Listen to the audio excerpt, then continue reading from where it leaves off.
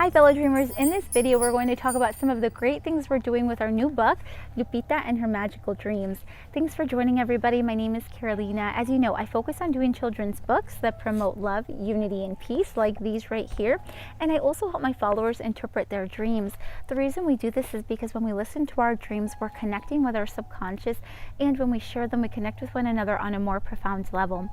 So as promised, I'm giving you an update on how our visit went with Burton Elementary out of Durham, North Carolina. We did our first book reading there of Lupita and Her Magical Dreams, and it was virtual because we're trying to stay safe, but I can tell you that it was such an amazing experience. The kids at Burton Elementary are just delightful. They were very much engaged with the book reading. I'll tell you a couple of the things they enjoyed the most real quick. So as we were reading, we put this up on Zoom. There's a way to put this up on Zoom so that way they can see the picture and they can see the text here, which is really cool because see, now they can see the highlights even closer than if I was holding it here reading it. So as we were doing this, of course they were playing Seek the Butterfly game because, as you know, in every single Lupita book, we have that secret butterfly, and the game is to find it on every page. Now, for those of you that don't know exactly why it's on the page, I'll tell you real quick. The reason we have a secret butterfly in every single page of our Lupita books is because to Lupita, the butterfly is a symbolism of peace. It's a symbolism of love. And whenever she sees it, she knows everything is going to be okay. And when you start reading the Lupita books, you know that she gets herself into trouble here and there. But on every single page, the butterfly is there to guide her. It's a reminder that everything will be okay for her. So it's very important to us that we share that with the kids. So as I was reading, of course, they were pointing out where the butterfly was in this picture, and some are harder to find, so those were really fun to be able to witness. But while we were doing that, at the end, I asked the kids what symbol they connected with, and we got some really cool symbols that people connected with. Somebody said their symbol was a snail, somebody said it was a dog, somebody said it was just those fun, beautiful memories. It was just so great to hear from the kids and hear their perspective because, you know, Lupita's symbol is a butterfly, but everybody's symbol is so different, and I am just so thankful for the kids that were there last night and that shared their special symbol with us.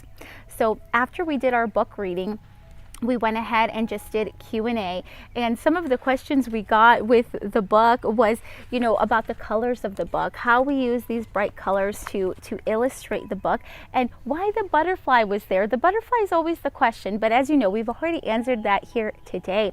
So that's another thing we did, was filled with a Q&A. Then after that, we encourage the kids to have magical dreams just like Lupita. I asked them, like, who wants to have magical dreams like Lupita? And of course, everybody raised their hand. So we walked them through a creative mindfulness practice to encourage those creative dreams just like Lupita. So after we were done with that, we asked the kids, I was like, what was the feeling that you were feeling while we were doing this mindfulness practice? We got words like joy, we got words like happiness, we got words like love.